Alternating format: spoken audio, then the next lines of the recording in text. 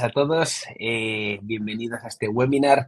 Hoy estoy aquí solo en calidad de presentador del webinar que nos va a ofrecer el doctor Surso Lourido a continuación sobre un tema francamente candente y muy apasionante que es sobre toda esta temática de los diferentes tipos de protocolos perioprotésicos que podemos tener para manejar el área protésica. Antes de darle la palabra a Surso, me gustaría contextualizar un poquito el webinar de hoy. Y creo que es importante enfatizar que cuando estamos colocando implantes en zona anterior maxilar, como todos sabemos, es muy importante que ese entorno biológico en el cual vamos a colocar nuestros implantes tenga unas características mínimas, tanto en el componente biológico como estético, que si no existen, deberemos hacer todo lo posible para poderlo construir.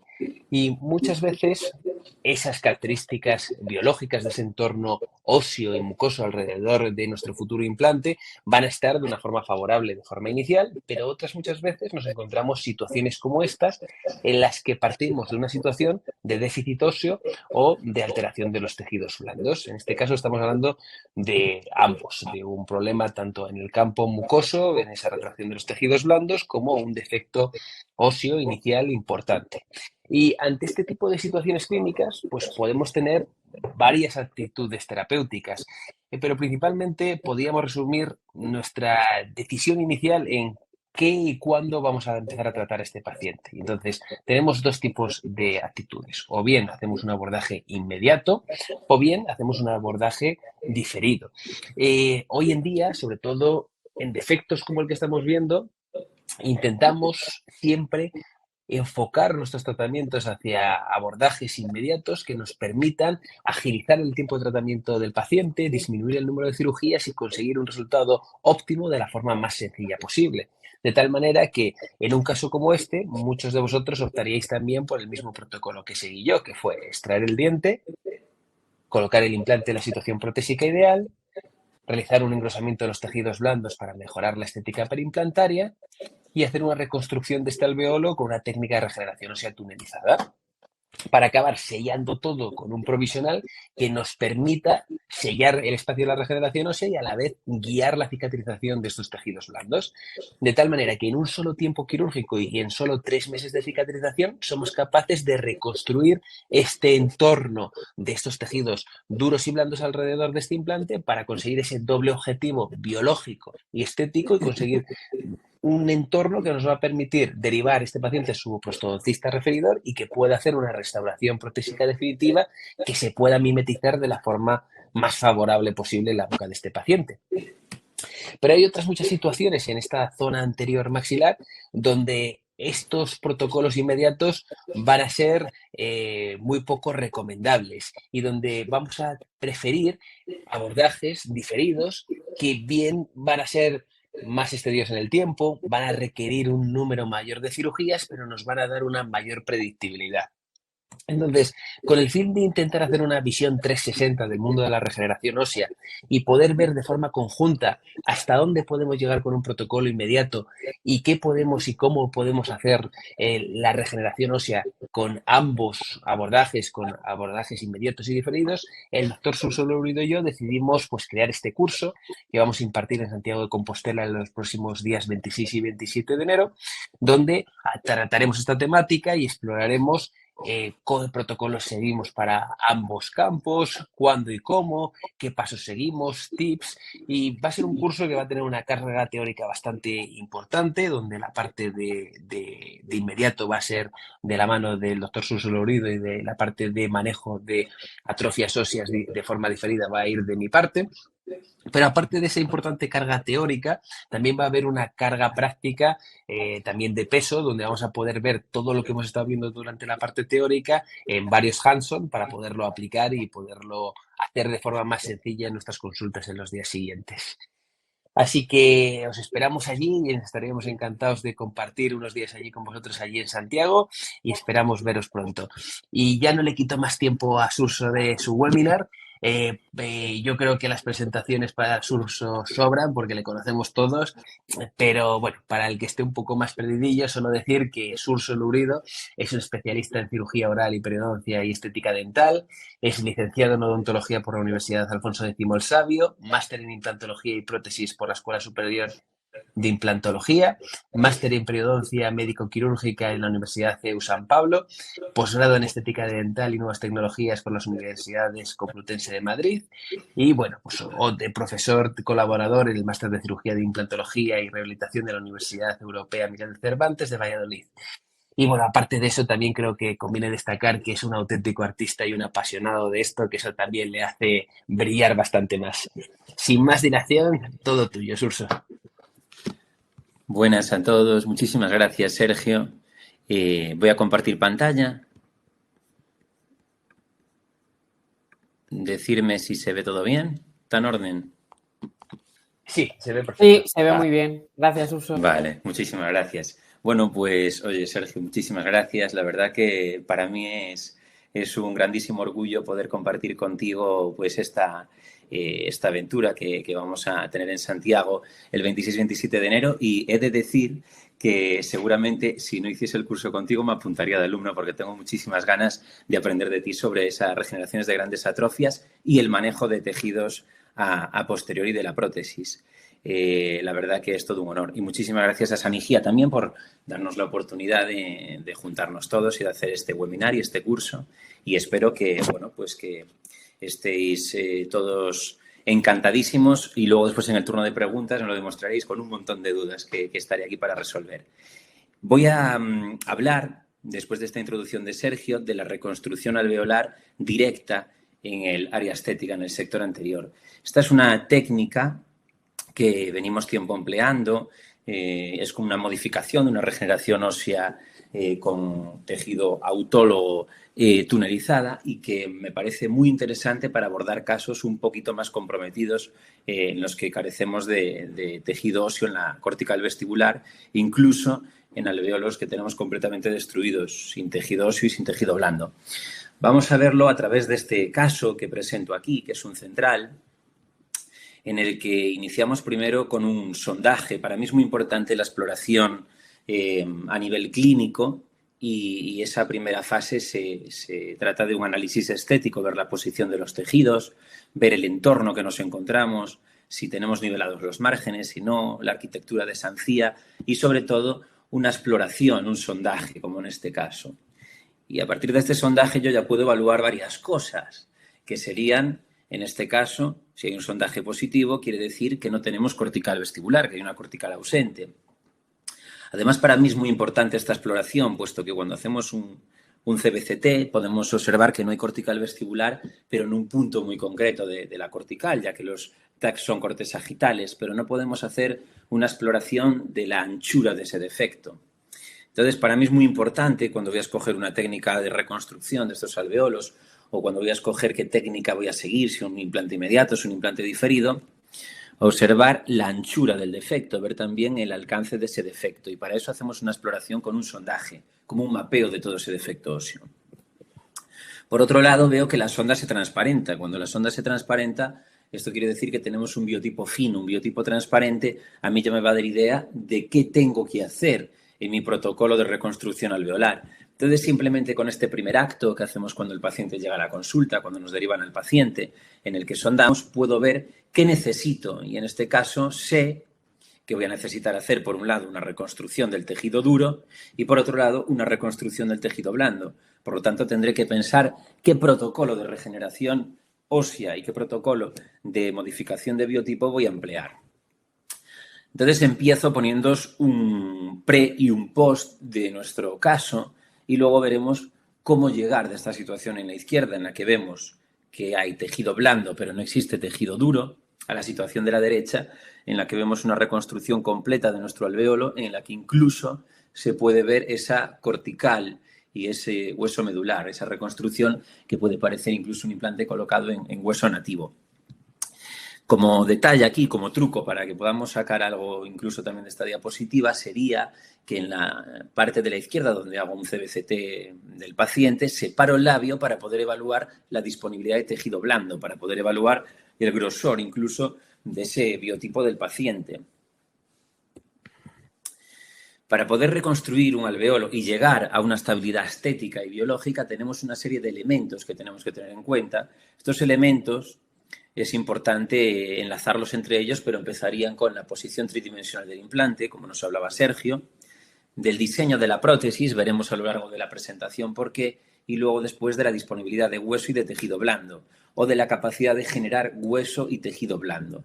Esto es lo que llamaba ya Palazzi en el 2008, año en el que empezaba yo la carrera, o sea que imaginaros pues los cuatro elementos, las 4 fases para la estética perimplantaria, o sea que no es nada nuevo, pero sí que quizá son más nuevas las técnicas de cómo entremezclar estos elementos, de cómo fusionarlos y poder utilizarlos para llegar a nuestro fin último, que sería la integración estética de la restauración, es decir, la estética, que haya una naturalidad de nuestra restauración implantosoportada y una estabilidad biológica. Y para ello vamos a utilizar en este caso, como os comentaba, esta técnica que veis aquí, que sería la técnica del triple injerto o la técnica de la reconstrucción alveolar directa, que hay unas pequeñas modificaciones entre una y otra. Una reconstrucción alveolar directa sería la técnica de Martínez da Rosa del 2013, en la que hacía un bloque corticoesponjoso procedente de la tuberosidad, y el triple injerto es un bloque triple, un bloque corticoesponjoso con tejido conectivo también procedente de la tuberosidad, que introducimos en ese defecto alveolar para poder reconstruir los tejidos de los que carecemos. Aquí, en el parte de la izquierda, en la diapositiva, podéis observar el triple injerto, medular, cortical y conectivo, y en la parte de la derecha, simplemente un bloque óseo. Vamos a ver cómo son los paso a paso en un caso de este tipo y cómo lo abordo yo. Doy por hecho, y ya me parece una cosa que está más que asumida a nivel clínico, que en un caso como este tipo, en un caso de un central, lo ideal, siempre que podamos estabilizar un implante de manera inmediata, es realizar un protocolo inmediato. Y esto solo va a depender de que yo tenga la capacidad de poder anclar un implante en este mismo momento o no. Si no tengo la capacidad de anclar un implante, tendré que proceder a hacer una preservación alveolar, pero seguiré siempre los mismos parámetros que son el provisional. Entonces, el provisional, y lo vais a ver a lo largo de la charla, a mí me sirve como un elemento quirúrgico que va a servir para poder tanto a la vez guiar la cicatrización del tejido como establecer un sellado alveolar de todo el perímetro del alveolo que me estabilice un coágulo y me permita una remodelación de tejidos dentro del alveolo. Por lo tanto, si yo puedo colocar un implante inmediato, voy a poder anclar este provisional directamente a mi implante construyendo un perfil de emergencia, es decir, labrando ese espacio que va desde la plataforma del implante al margen gingival ya de una forma que me permita después una integración natural de la restauración atornillada. Pero si yo no puedo colocar un implante inmediato en este mismo momento, haré de igual forma una reconstrucción alveolar con una preservación y colocaré un provisional tipo Maryland, pero con unos parámetros muy similares en el diseño, para que me permita también realizar ese sellado tridimensional del alveolo, estabilizar el coágulo y permitir también, en cierto modo, ir empezando a construir las capas más próximas al margen gingival de mi perfil de emergencia y lograr esa integración natural de la restauración. Dicho esto, cuando yo voy a realizar una extracción de un diente en un sector anterior, si no estoy realizando un protocolo digital en el que ya tengo diseñado mi provisional y una llave de posicionado, hago una llave de posicionado como esta que veis aquí, que está hecha de una forma tan sencilla como con un poco de composite fluido que ocupa los márgenes, los bordes incisales del propio diente en cuestión y de los dientes adyacentes. Esto me servirá después para reposicionar la corona en la misma situación que estaba inicialmente. Aquí podéis ver cómo hago la extracción del diente y ese diente, en el que ya se puede adivinar el defecto vestibular y la anchura que tenía ese defecto, que os comentaba antes que explorábamos con la sonda, puesto que veis ahí que no existe ligamento periodontal en toda esa cara vestibular y queda relegado solo a la parte palatina y un poquito apical. Ese diente lo cortamos a nivel del LAC para poder ya tener nuestra corona clínica, que la corona clínica del diente ahora se transformará en la corona protésica del paciente, pero va a mantener los mismos parámetros, y es que ese LAC, esa línea melocementaria que define el margen, define la posición del margen gingival, la vamos a conservar también en la corona, que se convertirá en una corona atornillada a la que le cortamos la raíz.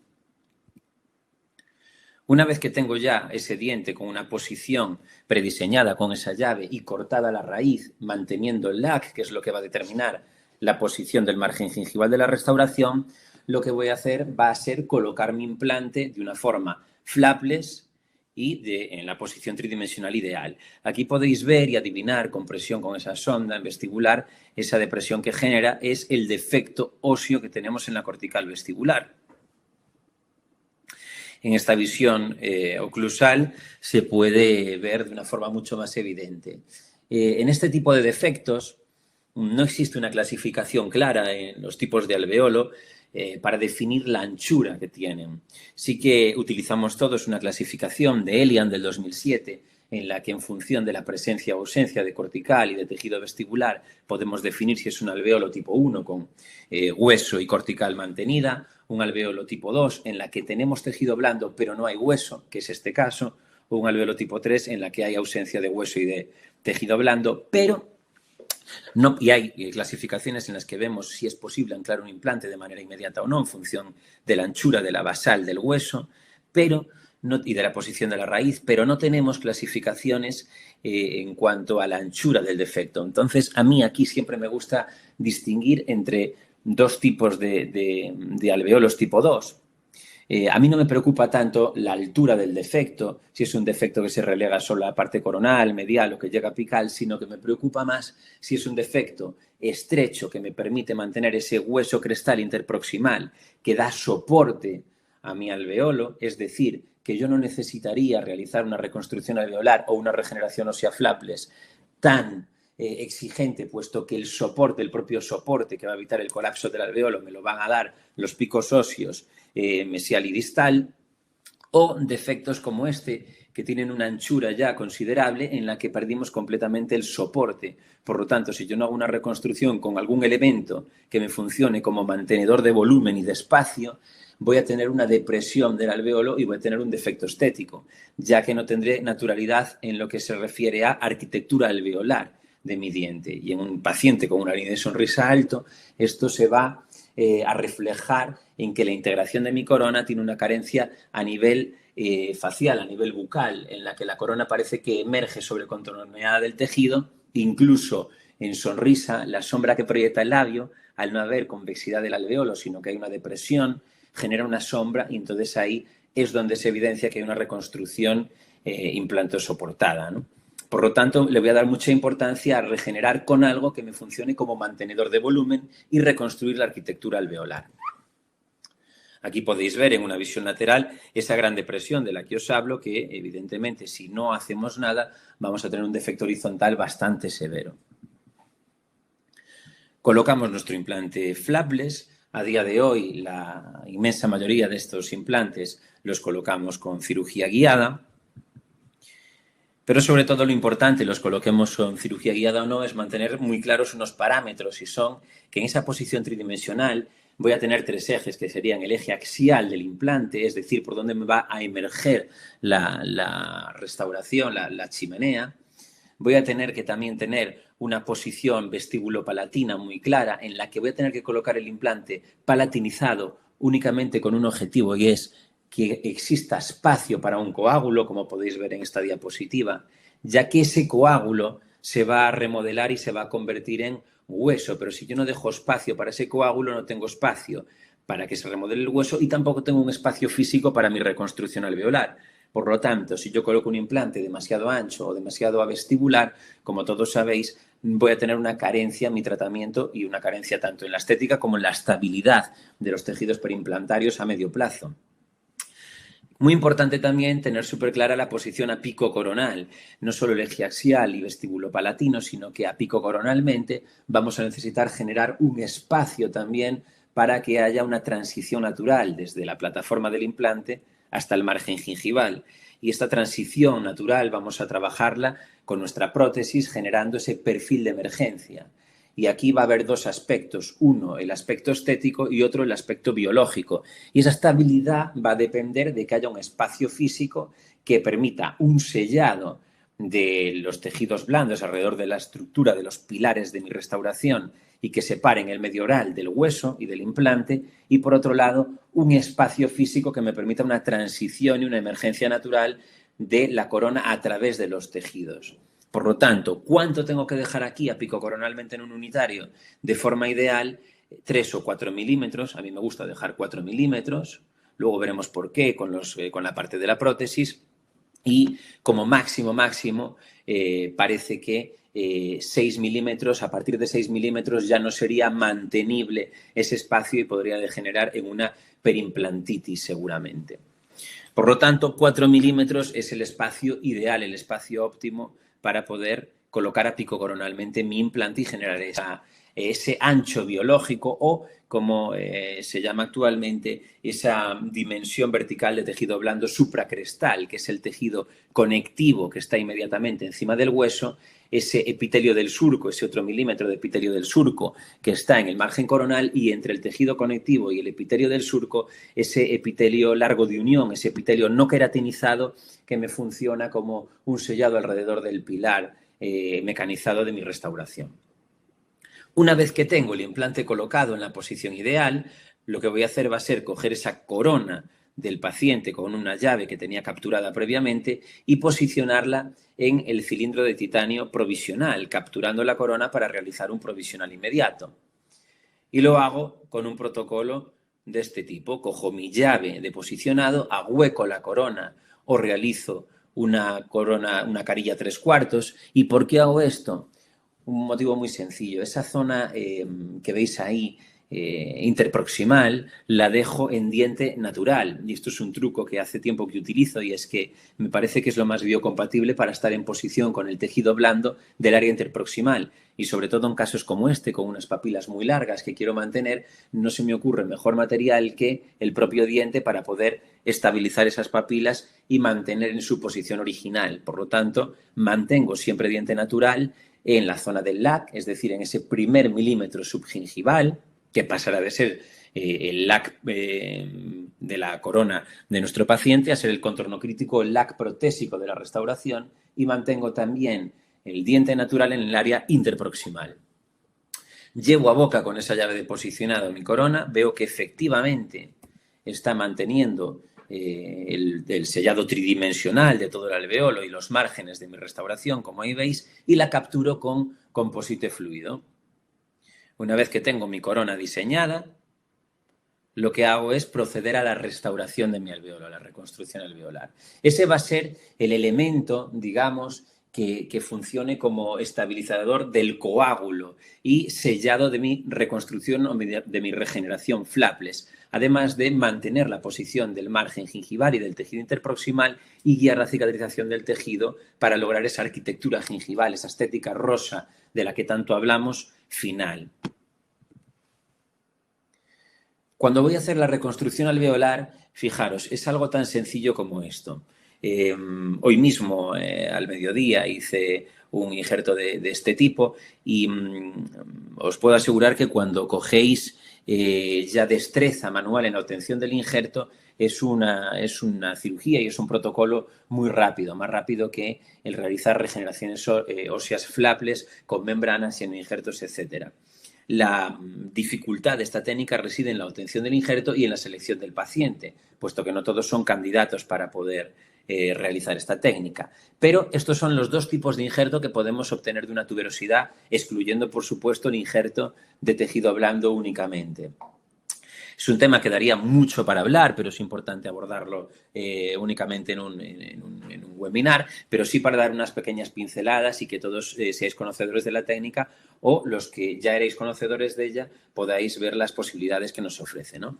En el lado de la izquierda tenemos el triple injerto y en el lado de la derecha tenemos el bloque corticoesponjoso. Entonces, el triple injerto suma a ese bloque corticoesponjoso la posibilidad de añadir el tejido conectivo para modificar el fenotipo perimplantario, es decir, para engrosar ese biotipo, ese injerto que íbamos a hacer de igual modo, en un mismo bloque que ya estamos incorporando a la reconstrucción. Si yo le doy la vuelta a este triple injerto, me encuentro con lo siguiente: medular y conectivo abajo. Y yo sé que entre la medular y el conectivo tiene que estar adherido al hueso porque está pegado a la cortical. Por lo tanto, yo sé que ahí va a haber un fragmento de cortical.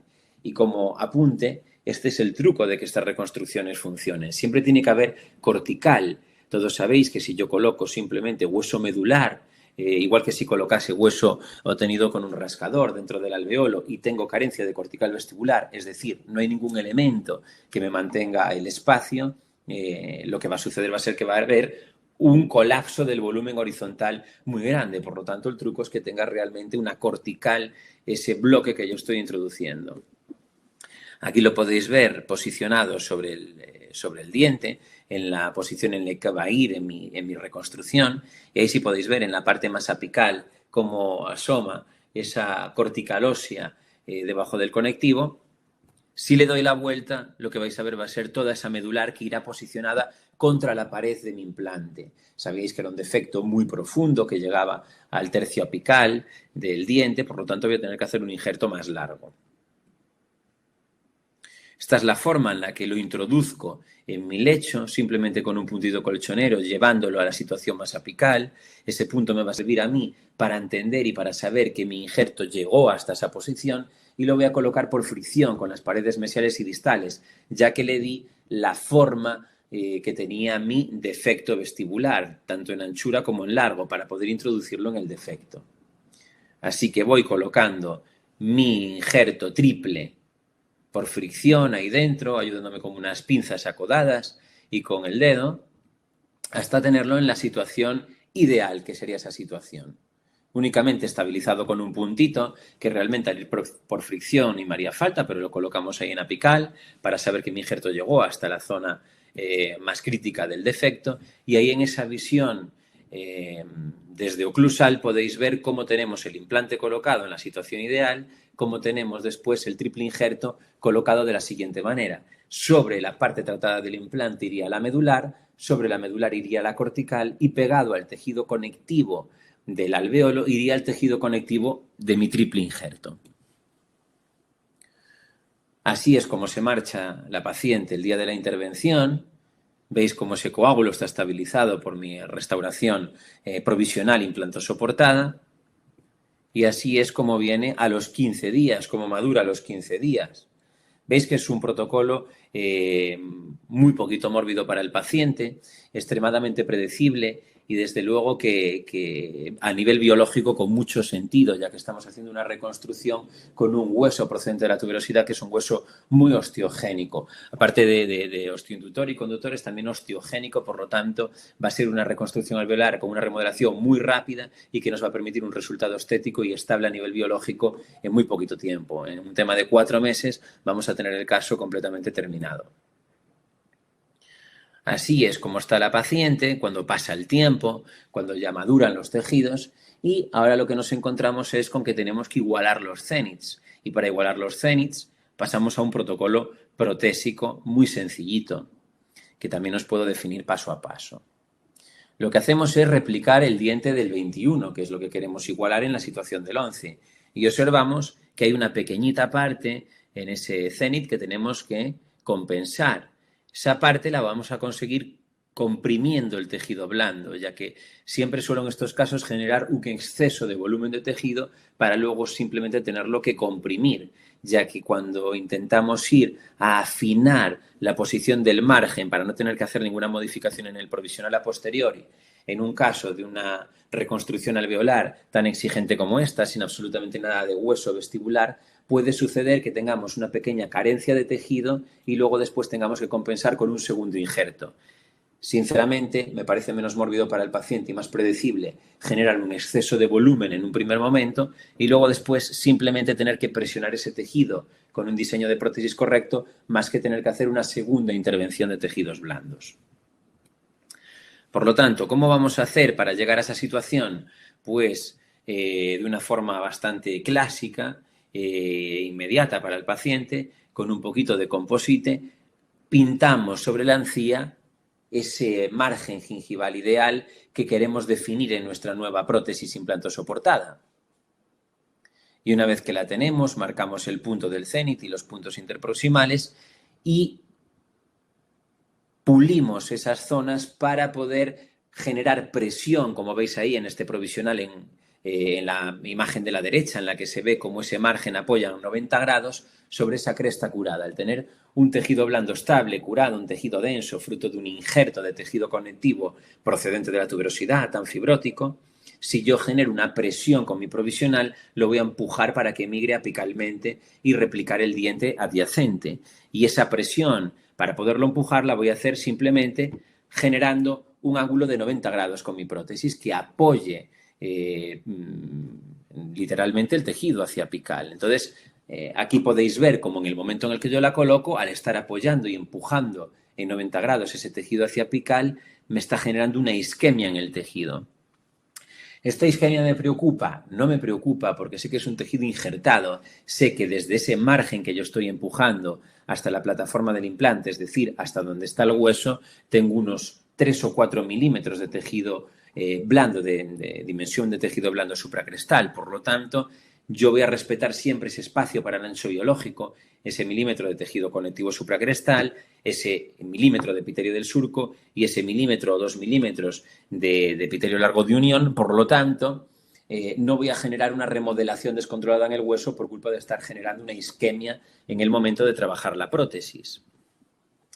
En esta visión lateral se puede ver perfectamente cómo realizo ese apoyo, ese ángulo en 90 grados para que esos tejidos se empujen hacia apical y simplemente espero unos días y ahí vemos como ya el tejido está perfectamente maduro y en la situación a la que yo lo quería llevar. Por lo tanto, es muy importante que en un primer momento, en el momento de la colocación del implante, entendamos y sepamos diagnosticar dónde va a estar este margen definitivo para que el implante esté apical 4 milímetros a este margen y podamos generar este tipo de presión en la encía sin riesgo de que haya una remodelación ósea por culpa de no respetar el espacio del ancho biológico que sabemos que se va a generar de forma natural, queramos o no queramos. Es decir, si mi implante estuviese a 2 milímetros de la situación de ese nuevo cénit, perdería 1 milímetro de hueso alrededor de la superficie tratada, porque se va a generar de forma natural y espontánea esos 3 milímetros de tejido blando desde el cénit de mi restauración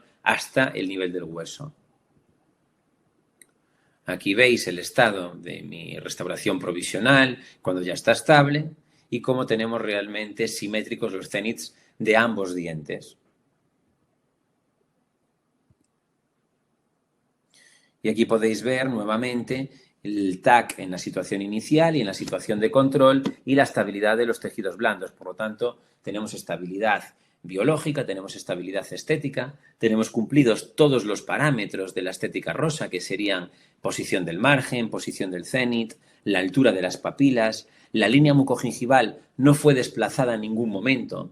Esta es la magia de realizar un protocolo flapless, una regeneración ósea flapless. Cuando realizamos un protocolo diferido, normalmente esa línea mucogingival que veis ahí pintada con un punteado se desplaza y migra coronalmente. Por lo tanto, el color y la textura de los tejidos ya van a cambiar. Si tenemos un paciente con una línea de sonrisa alta y modificamos la posición de la línea mucogingival y cambia el color y la textura del tejido, por mucho que repliquemos el diente adyacente en cuanto a volumen, posición del margen y de las papilas, vamos a tener un defecto estético seguramente en esa estética rosa y que el paciente identificará en muchas ocasiones de una forma subjetiva, verá que hay algo que no le cuadra, hay algo que no se integra de una forma mimética, pero no sabe identificar qué.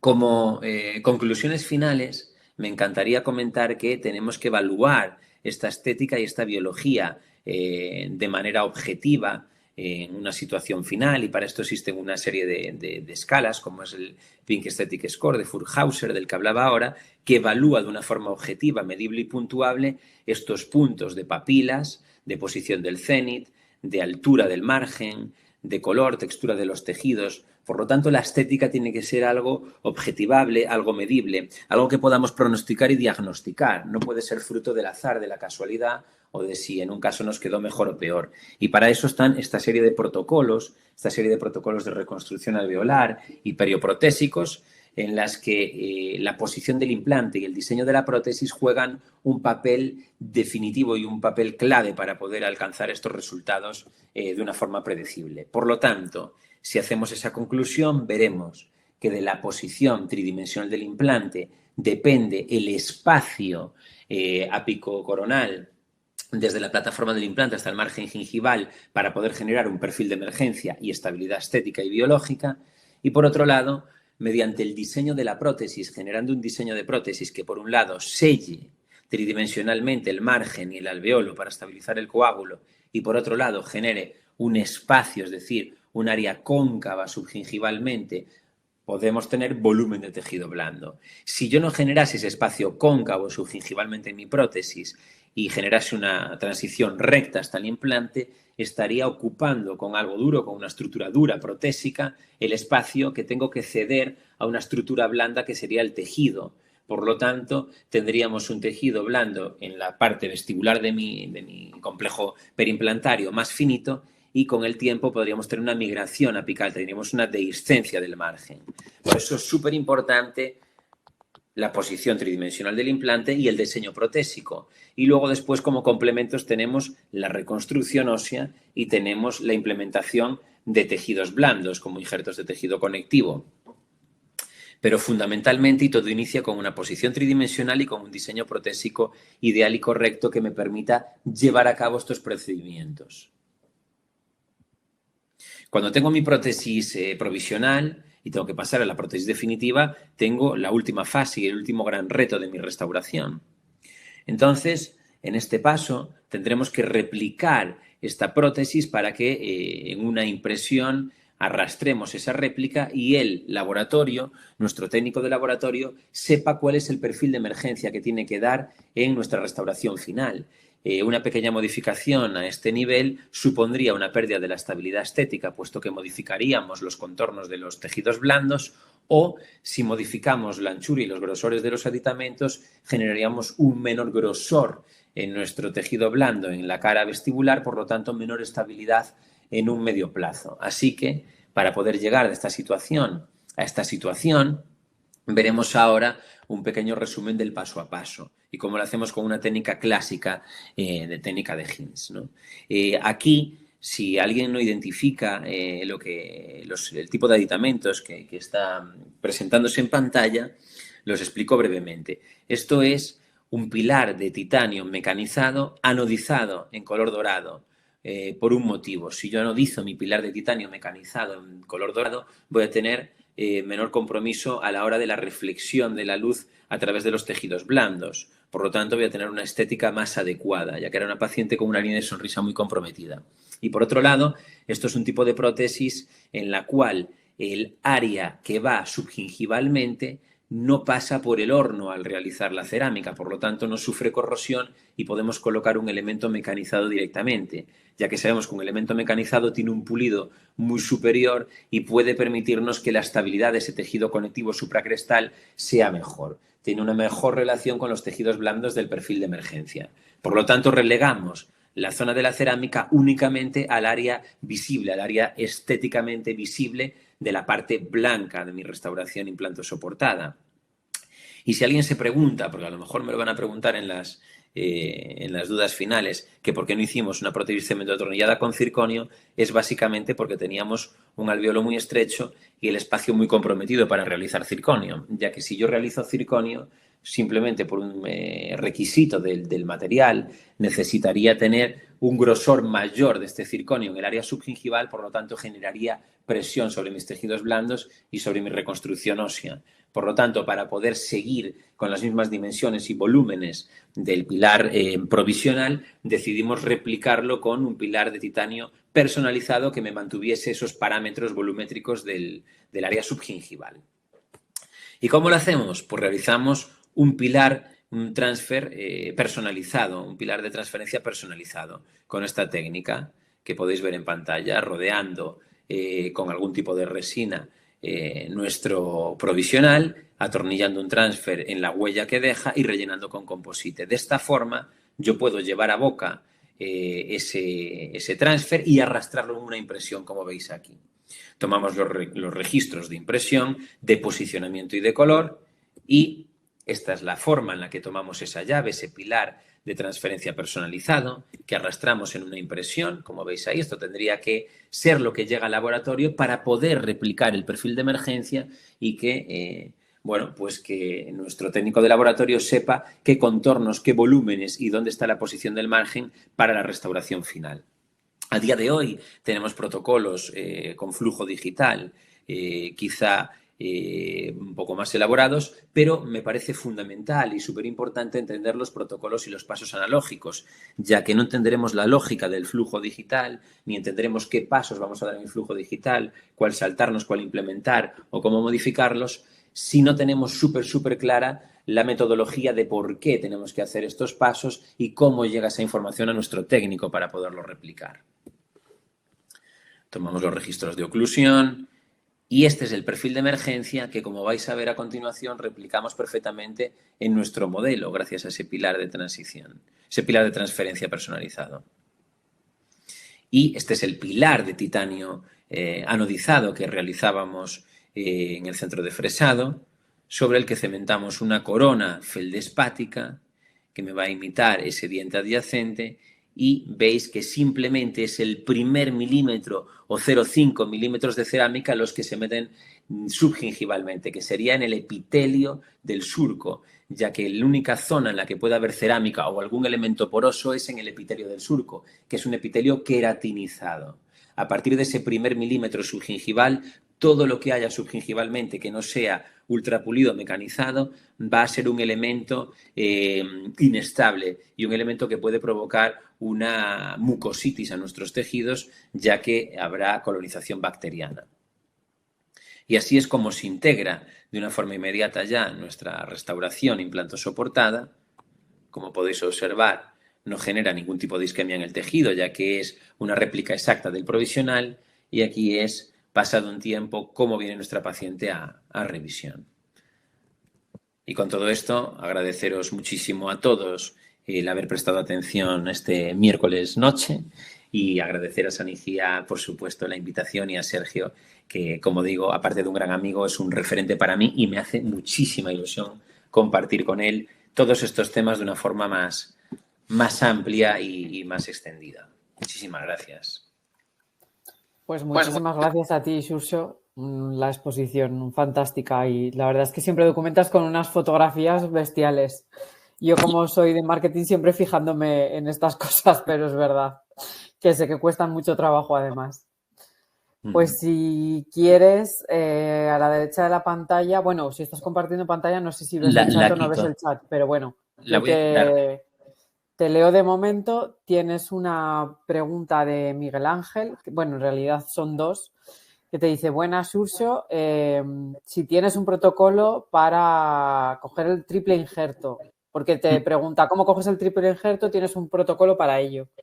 Hay un protocolo para coger el triple injerto, pero bueno, siempre depende de realmente de si tenemos no radiológicamente tuberosidad, sino si tenemos a nivel físico esa tuberosidad en boca, porque hay veces que evaluando un CBCT puede parecer que hay ese hueso, porque realmente hay estructurados siempre, pero luego hay que ver en boca, hacer un análisis al paciente, una exploración de si hay hueso o no, y luego después ver también la apertura del paciente. Entonces luego hay una serie de técnicas y de formas de poderlo coger, pero son quizá un poco complejas de poder explicar. Lo que sí que os avanzo es que sería un poco extenso todo, pero lo que sí que os avanzo es que se deben de obtener, o mi experiencia clínica, se deben de obtener con un cincel, no con un piezo, puesto que es un hueso muy graso, y si se hace con un piezo, con la vibración y la irrigación, se empieza a deshacer toda esa medular. Vamos a esperar unos minutillos, porque como hay gente que va con un poco de... A ver si hay alguna pregunta más.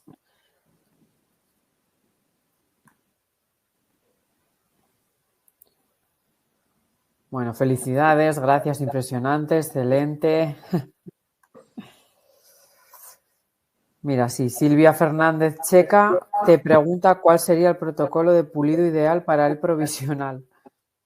Pues mira, Silvia, hay un protocolo de pulido que si quieres realmente realizar un buen protocolo de pulido, deberías de dedicarle bastante tiempo pasando, pues ya sabes que todo el protocolo, como para un composite, ¿no? De gomas, luego discos y después los fieltros. Pero realmente yo te voy a decir la realidad clínica. La realidad clínica y mi truco es que si tú haces no un buen protocolo de pulido, sino un buen protocolo de captura del cilindro y después de conformación de ese contorno subgingival con el composite fluido y no tienes que hacer una sustracción, sino que dejas solo el composite fluido que necesitas para conformar ese espacio, luego simplemente yo lo que utilizo es un pelo de cabra con una pasta de pulido de composite o de resina, depende de con qué lo esté haciendo, y luego un borreguillo para dar brillo. Entonces, el pulido con el pelo de cabra y el borreguillo para poder dar brillo. Y quedan con un pulido maravilloso únicamente con 2 pasos. Con una pieza de mano a 15.000 revoluciones, pues como si fuese un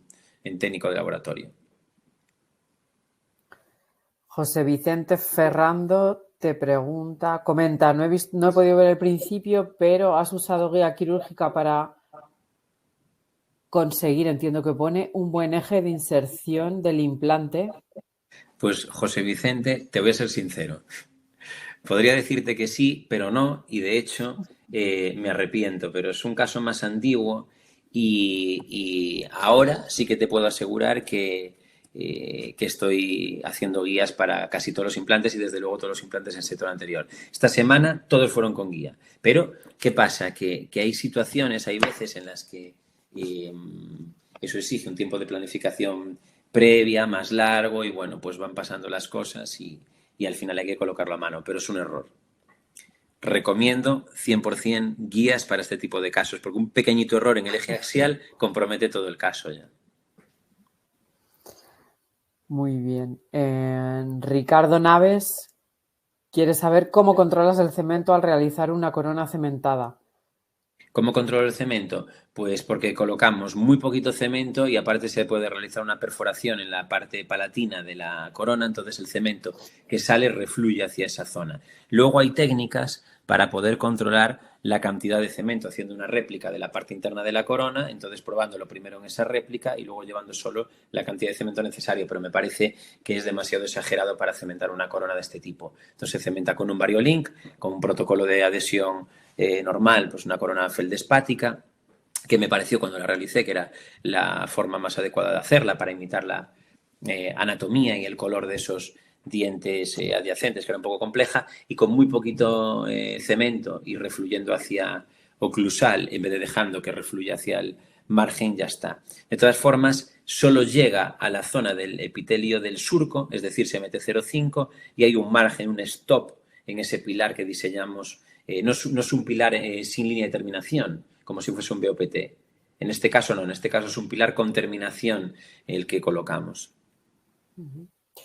José Vicente, de todas formas, que es el que ha realizado esta pregunta anterior, le digo que como nos comentaba que no ha podido ver el webinar desde el principio, que no se preocupe porque a todos los que se han inscrito, mañana os llegará un correo electrónico con el webinar grabado, precisamente para estas cosas, por si alguien se ha incorporado más tarde o se ha tenido que ir antes, no hay ningún problema.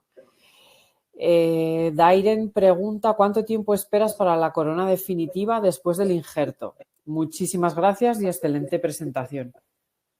Pues me gusta esperar 6 meses en los casos en los que hago incrementos con tejido blando, pero en un caso como este, en 4 meses puedes terminar la prótesis sin problema ninguno. Yo espero tiempo porque no hay ninguna prisa y me gusta que haya una estabilidad por un tema de volúmenes de los tejidos. Los tejidos blandos sufren 2 fases de contracción volumétrica, una a los 3 meses y otra a los 6, y queda estable. Entonces, a los 6 meses sé que el margen va a estar en una situación ideal.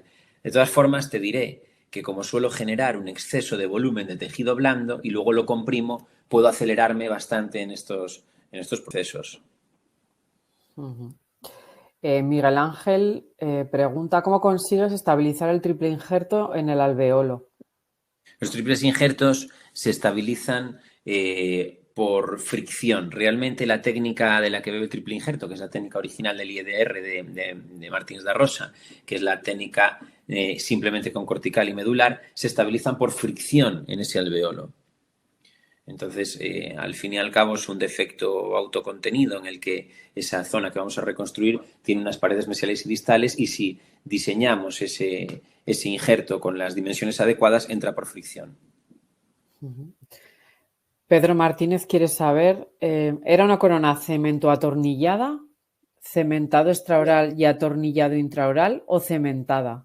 Pedro, que sepáis todos que, aparte de un grandísimo amigo, es mi primer maestro. Es una persona que trabaja muy bien, que sabe muchísimo y de la que aprendo aún a día de hoy un montón, así que me hace un montón de ilusión que esté viendo el webinar. Y Pedro, es una corona, ya sé que me vas a decir que, claro, que cementado que no, pero es una corona cementada. No es cemento atornillada, es cementada. Es cementada por un tema de volumétrico a la hora de diseñar el pilar. Yo, si quisiese hacer una atornillada, tendría que hacer una zona en la parte vestibular un poquito más ancha para poder compensar la cabeza de un tornillo dinámico, que sabéis que ocupa un poquito más de espacio. Entonces, al realizar un diseño protésico ahí, va a ocupar más espacio que si lo hago en directo y lo cemento y ya está. No hay ningún problema por eso. Muchos países, sabéis que los que hacen estética cementan para evitar también las chimeneas, etcétera. José Vicente Ferrando te consulta, ¿usas implante con buena espira que te dé más retención primaria? José Vicente, suelo utilizar el implante que viste en la presentación, que es un Klöckner Vega Plus, que sí que tiene una espira un poco autorroscante, pero te voy a decir que quizá no sea un implante muy agresivo. Es un implante que requiere un fresado exacto y que no es agresivo con el hueso. No es una espira muy agresiva, porque ese tipo de implantes que son tan lesivos y que comprimen tanto el hueso no me hacen especial ilusión. No me hacen especial ilusión. Es decir, que la retención primaria la tienes que dar con tu fresado y con la colocación óptima del implante, no a costa de comprimir el hueso de una forma muy exagerada. A ver, ¿qué es? No. Te daba las gracias, José Vicente, por responder. Gracias, amigos. Pues voy a echar un vistazo, pero yo creo que ha respondido ya a todas las cuestiones que habían planteado.